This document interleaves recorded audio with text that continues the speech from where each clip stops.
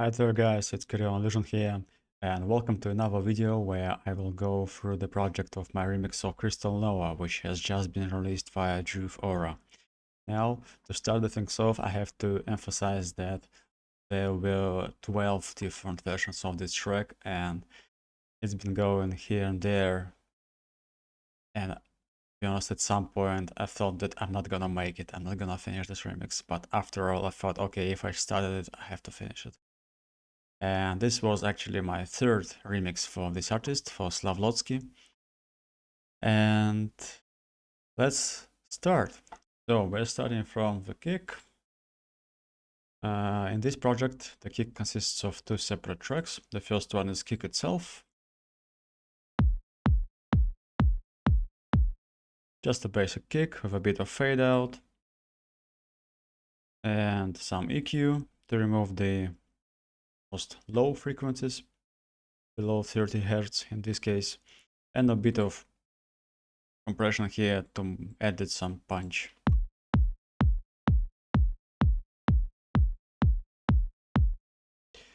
And then the second track of this group is just a subtle, I call it low kick, and also some head and some very, I would say muted toms. Altogether it sounds like this.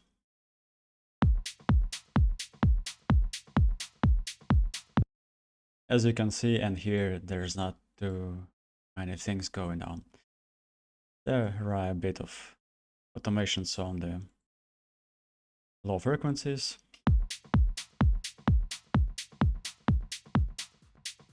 And that's it. Very simple. Next, we have bass, and in this track, bass consists of three different parts. So the main part is basically sub bass, a rather simple sub bass, I should say.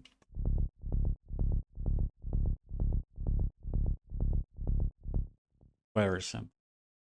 And actually, at first, I had a different version of the sub bass, but then Daniel told me, please remove. I said no, but he said, please remove. I said, I'm gonna remove it.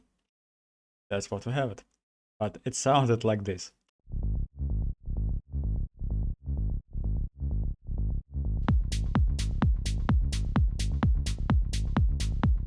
I think it's better, but I listened to my colleagues, and it wasn't only Daniel who told me about it. So, okay, I just made it more simple, and that added a bit more interesting vibes to it by this step.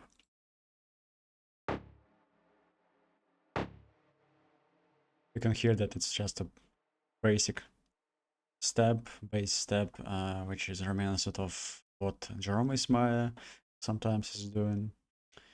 You can see that there are a lot of automations on the EQ, for example, as the bass opens up a bit throughout the intro and also outro.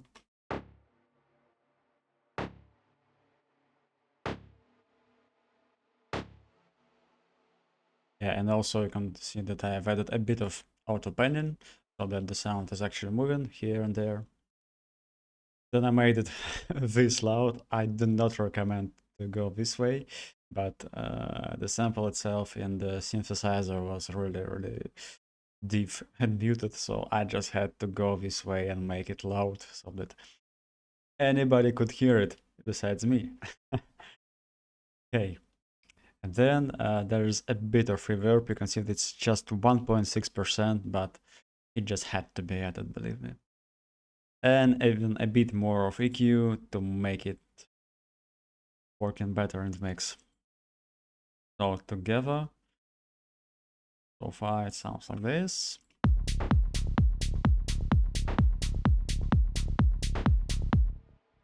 But then I thought that it's not quite enough and added a bit more of so-called bass effects here and there. For example, in the intro part before the breakdown, before the first breakdown, you can see that there are three such samples, basically identical. So rather simple, I would say.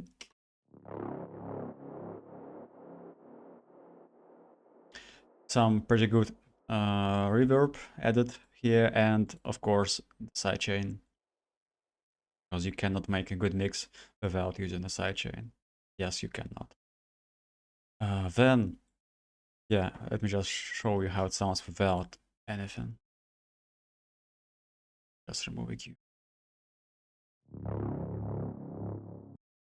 Quite solid, but we did not need so many low frequencies because we already have the sub bass. So that's how the bass sounds.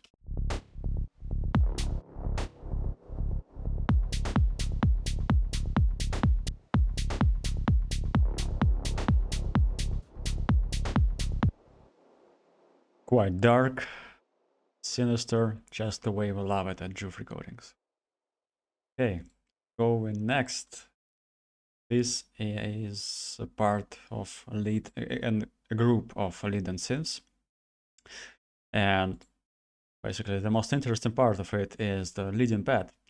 And there are three different basically versions of it. Three different parts of this pad. So first we have this one. And just quickly go through them so you can see the difference. So make them the same size. Second. Now. So the first one is kind of intriguing. And the second one is fully accomplished, I would say. Fully finished. And sets a dot in the track, the exclamation mark, I would say. And the third one is kind of an outro. Kind of outro, yeah. So let's hear how three of them sound.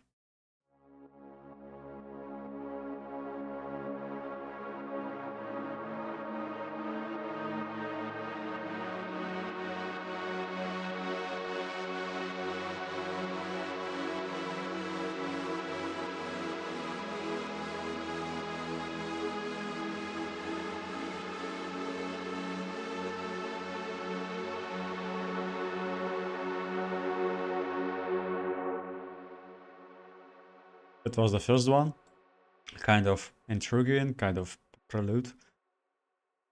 Then the second one, which is my favorite, and this one is the biggest part of the track.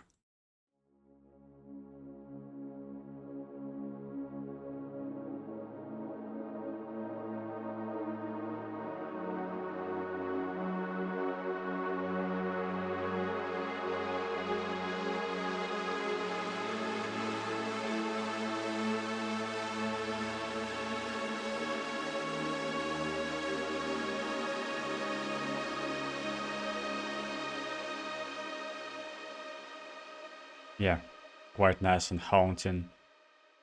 Really love it. And then the third one.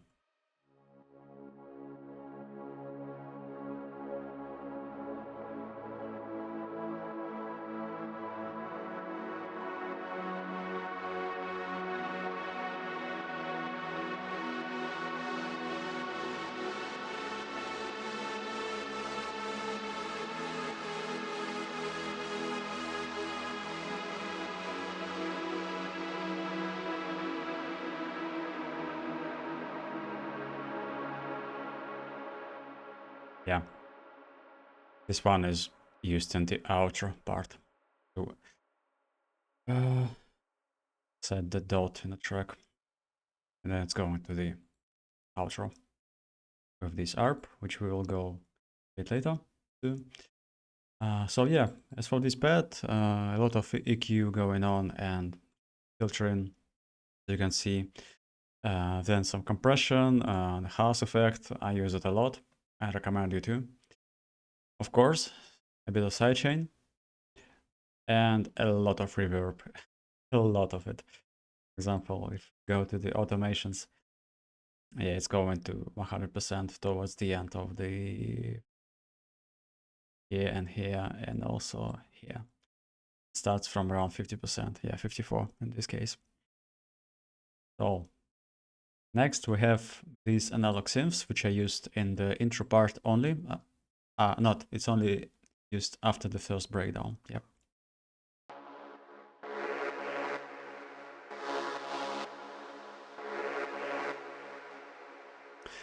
I have recorded these synths via analog lobby as well, so it's only in audio.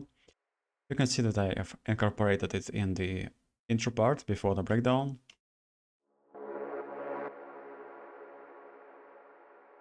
And then I used them fully after the breakdown itself.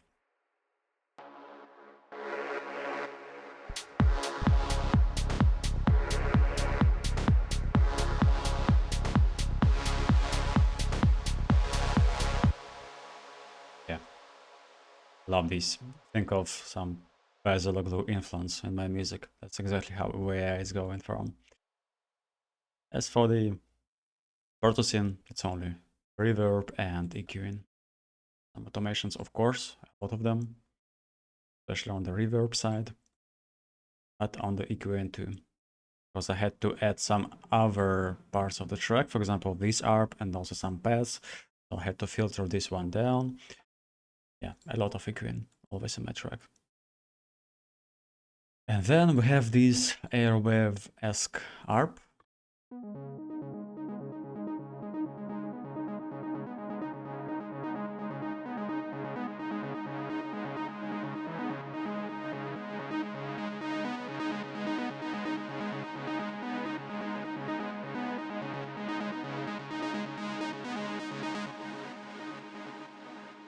It's just repeating itself in a way, but remains different all the time at the same time. That's kind of unique, and I decided it in the intro because something was truly missing here, and it was also told to me by the label, by my basically colleagues on Drew recordings.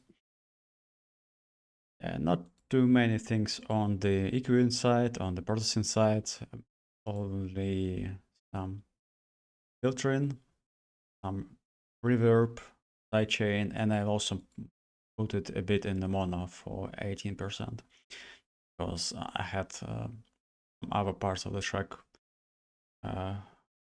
more in stereo here, and this is needed to make everything heard in the mix. Then I have this thing which I call some random synths.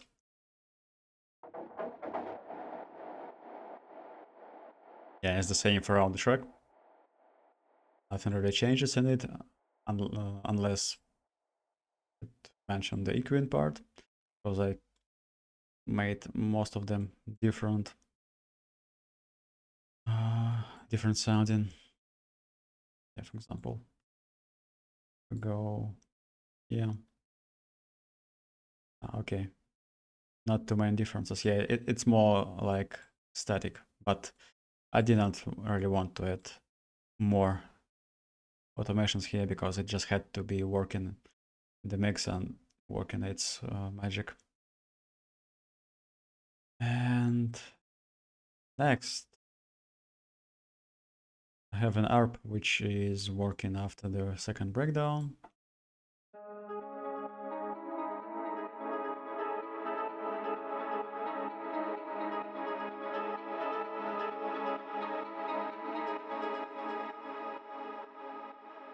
Quite simple, but working well. And with this one, we're going to the outro part, and that's how the track is actually ending.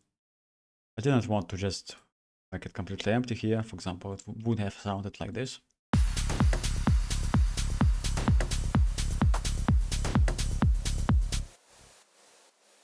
Quite empty.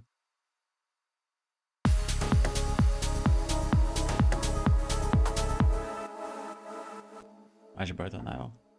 And then I also had another ARP, which was basically disabled by Daniel, as he told me that he doesn't like it. And then I listened to it myself. I thought, okay, it's not the best one, so okay, I will come up with something else. That's exactly how I came up with this Airwave ARP. But anyway, let me show it to you.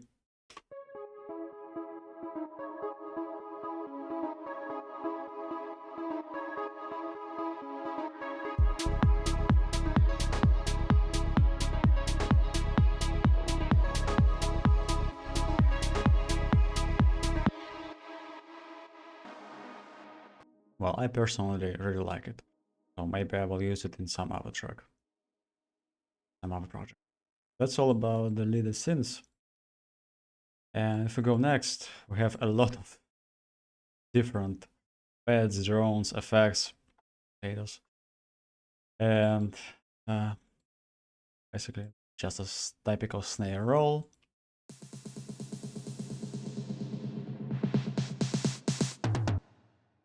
Yeah, so basically some snares and nothing else. Then we have some Atmos.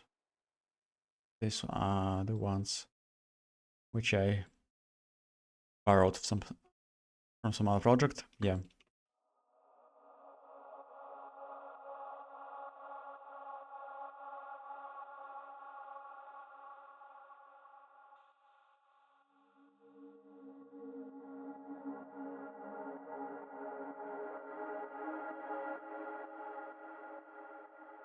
Yeah.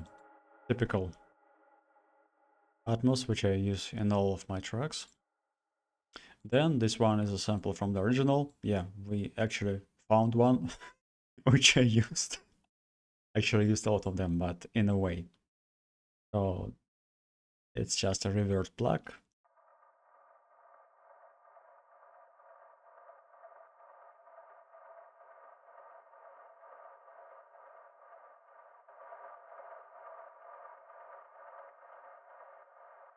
And the only thing which changes is basically the volume of it, and that's all. Next, we have this long raised bass, also from the original.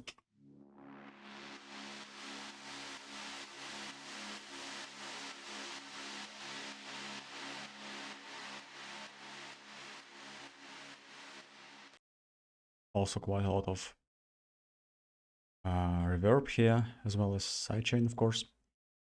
And I've removed all the low frequencies because they are not needed here. I've already got the bass working in my track. Then another sample from the original, a fixed drone.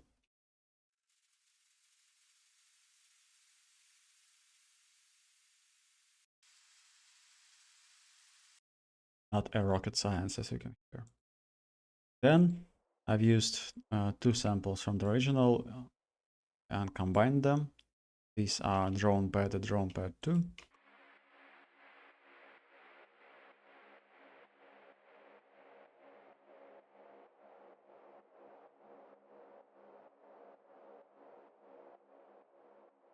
Yeah, and next I have some one shots, which I've only used in the outro part.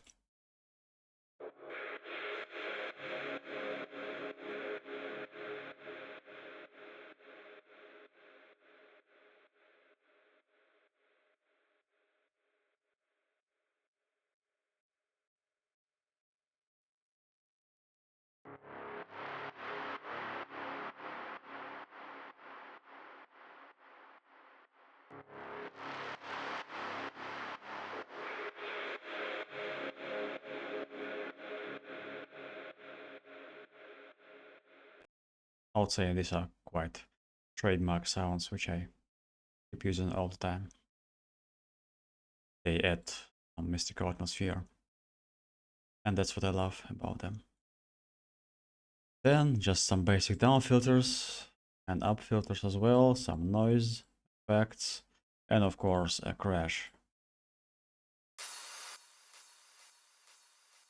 That's all about the pads, drones, effects, and then some percussions.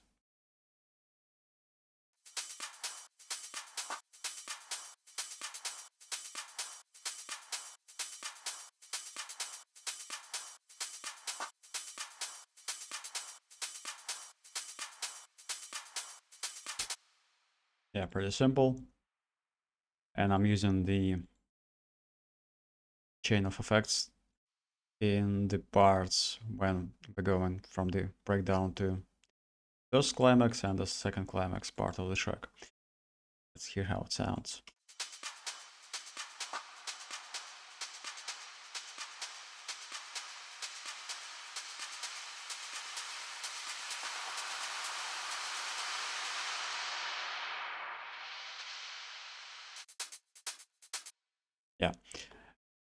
I think I have borrowed these set of items from my project with Daniel Lesden when we were working on the Dark Entity, our collaboration.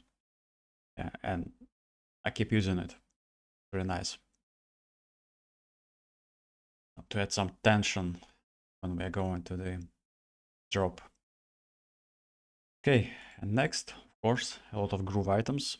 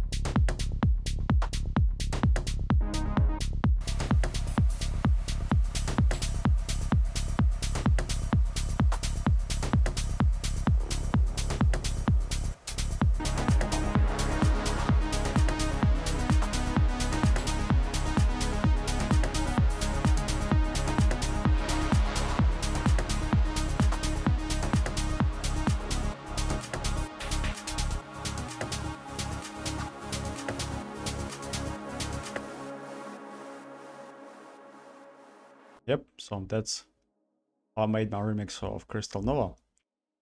This one is out now via Juve Oro. I will highly appreciate your support on Beatport, guys.